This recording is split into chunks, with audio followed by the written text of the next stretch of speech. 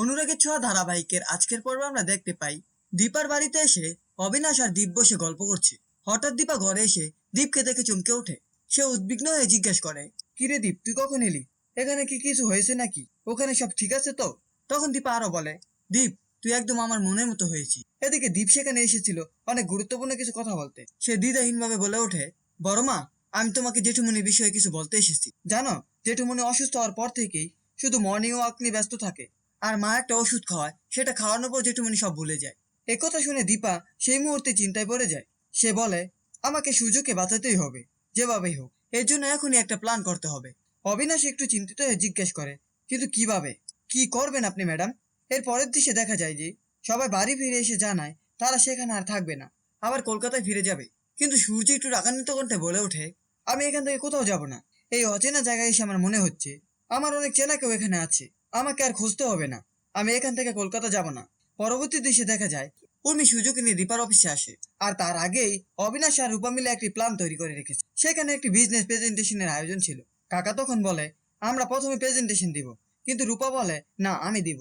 এই কথার মাঝে সূর্য রাগান্বিত হয়ে বলে, দেখছো না কথা বলছি, তার মাঝে তুমি কেন কথা বলছো? বড়দের মাঝে কখনো কথা বলতে হয় না, সেটা কি তুমি জানো না? কি শিক্ষা দেয়নি আমি? এই দৃশ্য দেখে রূপা মনে মনে ভাবে, এই তো আমার সেই বাবা, যে আমাকে অনেক বকা দিয়ে শিক্ষা দিত। ঠিক সেই মুহূর্তে অবিনাশ বলে, ওই মেয়েটাকে চেনেন? কিন্তু সূর্য কিছুতেই বলতে পারে না। তার চোখে যেন হাজারো প্রশ্ন। এরপর সূর্য নিজেই বলে, আচ্ছা ঠিক আছে ম্যাম, আপনি আগে প্রেজেন্টেশন দিন। রূপার প্রজেক্ট প্রেজেন্টেশন দেখে সূর্য এতটাই খুশি হয় যে সে জোরে জোরে হাততালি দিতে থাকে। এটা দেখে উর্মির মুখের ভাব বদলে যায়। সে চরম টেনশনে পড়ে যায়। এই সময় অফিসে একজন কর্মকর্তা দীপাকে বলে, ম্যাম, দুপুরে লাঞ্চের সময় হয়ে গেছে। তখন দীপা বলে, ঠিক আছে, তুমি সবার জন্য ভিতরে খাবার নিয়ে আসার ব্যবস্থা করো।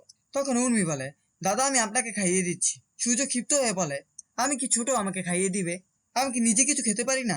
তুমি কেন আমায় খাইয়ে দিবে? উর্মি তখন সূর্যকে ওষুধ খাওয়াতে যায়, কিন্তু সূর্য তা নিতে চায় না। এই সময় অবিনাশ উর্মির হাত থেকে ওষুধগুলো নিয়ে অন্য একটি জায়গায় রেখে দেয়। এমনকি দীপার হাত থেকে ওষুধ মেশানো খাবারের প্লেট পড়ে যায়। দীপা সেই ফেলে দেওয়া ওষুধগুলো দেখে সন্দেহ পড়ে যায়। সে ভাবে, এই ওষুধের মধ্যে নিশ্চয়ই কিছু আছে। এটা খাওয়ার পর সবাই কেন সবকিছু ভুলে যায়? আমাকে সবকিছু জানতেই হবে, কেন এটা হচ্ছে। এইদিকে গল্প ঘুরে যায় অন্যদিকে।